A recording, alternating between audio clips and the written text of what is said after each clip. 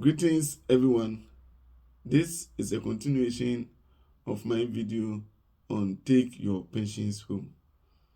Before I continue, please pause, hit the notification button, share and subscribe to this video. Thank you.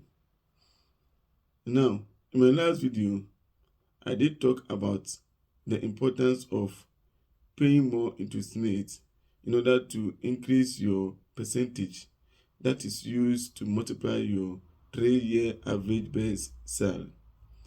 The 3-year average base salary is always multiplied by your pension right, which is a minimum of 37.5% if you contribute for 15 years or 180 months, or 60% if you contribute for more than 35 years. Today, I want to talk about how to increase another aspect of your calculations of getting a good pensions when you go on retirement, which is the 3-year average base salary. SSNIT currently pays a minimum of 430 Ghana cedis as benefit to a pensioner and a maximum of 169,725 Ghana cedis for another pensioner who is also on retirement.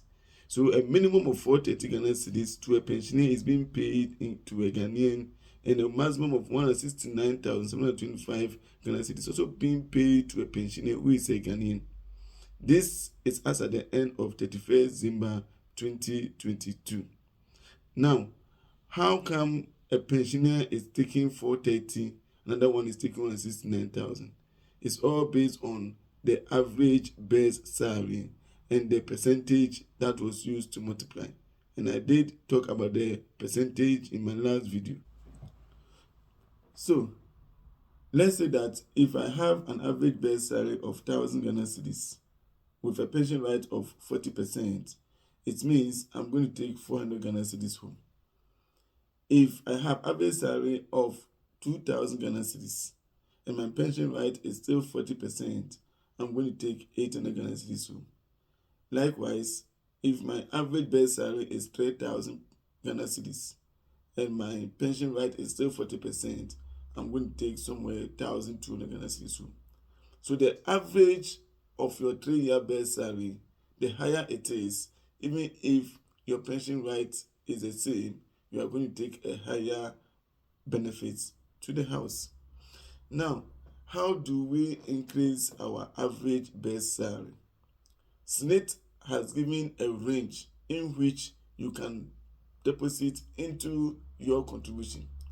As a worker, everyone is entitled to deposit into the contributions, which is illegal. That is 13.5% of your salary is deposited into your contribution, which is insured. So, SSNIT has given a range, a minimum of 54 Ghana cedis.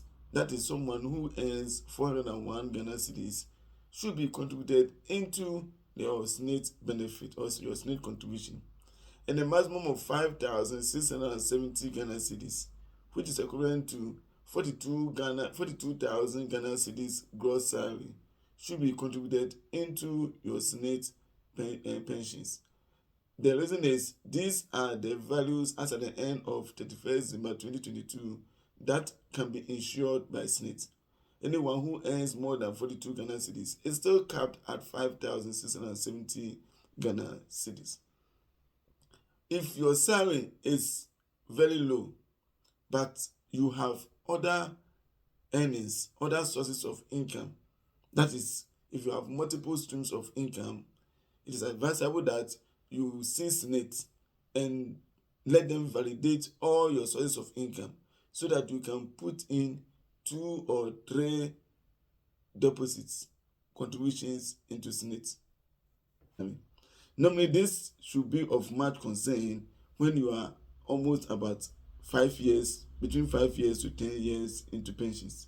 This area should be your great area of concern, so that within those 5 to 10 years, you should be able to get your best 3-year salary. I know a lot of people do other jobs. Ensure that you see SSNIT. Let them validate those jobs if you can also pay your contributions through those sources of earnings. Once it is approved, You don't only deposit into SNID from one source of income, but you have 2 or 3 areas that you are able to deposit your sources of income. This ensures that your 3-year average salary is increased and get to a certain appreciable amount where your pension right can be multiplied for you to get a substantial amount of money or benefit to take home. Thank you. I'll be coming up with another video to finalize this series.